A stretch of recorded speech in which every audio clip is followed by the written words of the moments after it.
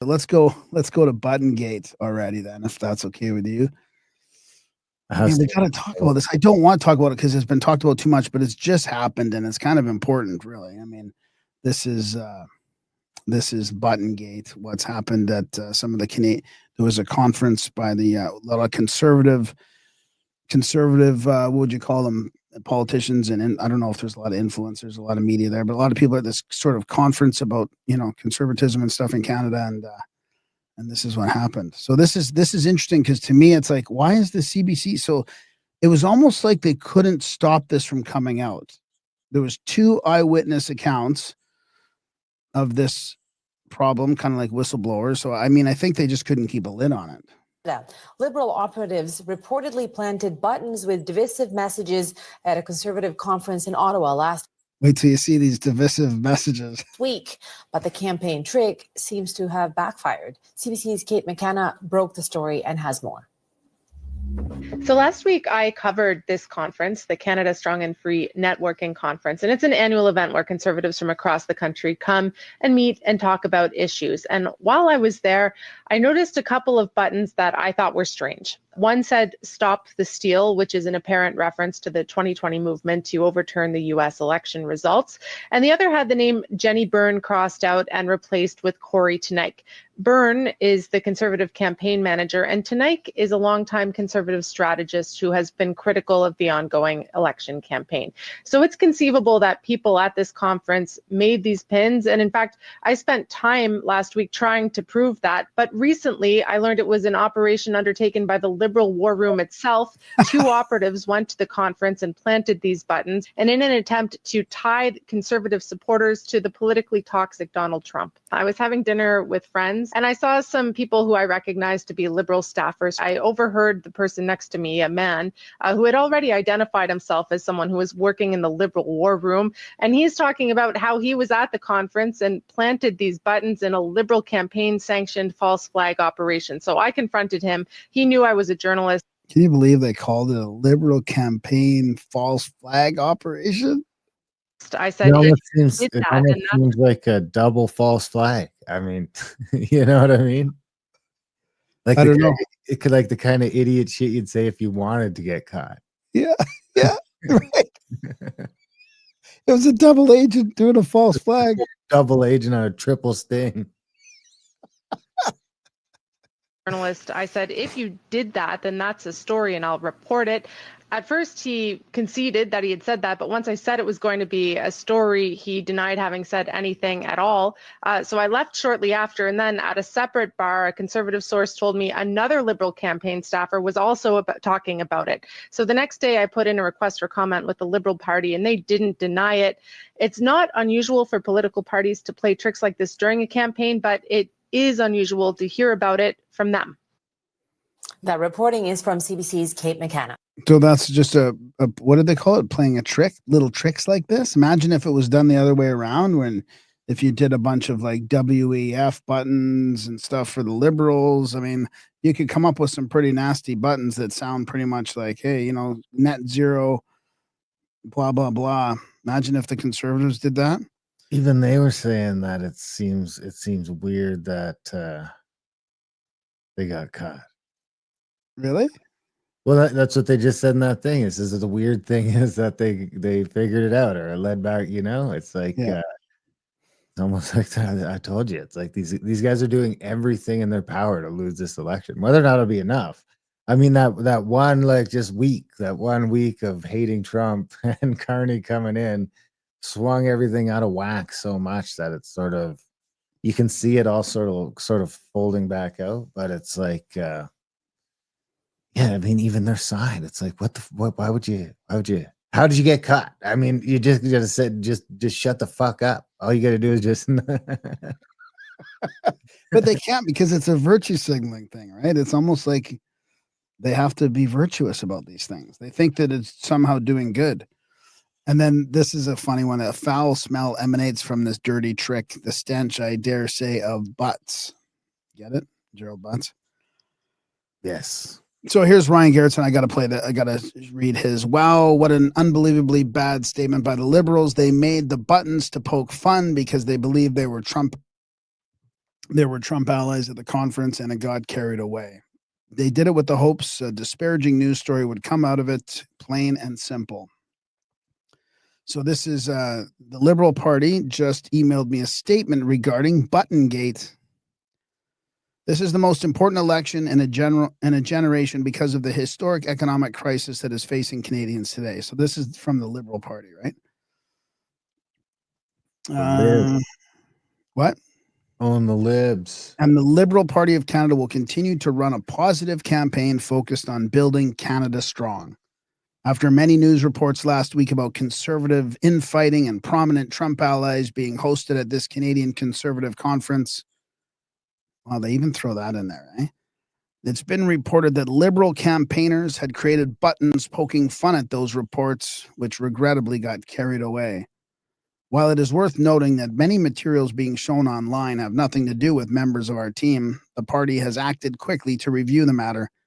As leader, Mark Carney has also made it clear to the campaign that this does not fit his commitment to serious and positive discourse. So there you have it. Is there any good comments here? They've been trying to build a narrative for days that the CPC was going to deny the results of the election. Too big to rig, stop the steal, etc. This wasn't an isolated prank. This is creating a narrative that isn't true. And this does make me feel like the Nazi flag at the, well, no kidding, at the convoy was a plant too. This calls a lot of things into question. Well, yeah, I mean, we all kind of agreed about that. Yeah, I agree. I think that well, you saw, was that Table Salt? Table Salt shared something about it's like it made him question the Nazi flag. Oh yeah. Yeah, I was like, really? That's what made it? I mean, we questioned it right away. It was pretty gross. Right away we were saying that was a false flag. I mean, it was so obvious. But we live in false flag land, so yeah, totally. So I'm gonna go to Carney's thoughts about it. Good morning, Kate McKenna from the CBC. Hi. Members of the Liberal War Room, so the Central Campaign, distributed The Liberal War Room. War Room, so the Central Campaign, distributed Stop the Steal buttons at a Conservative event.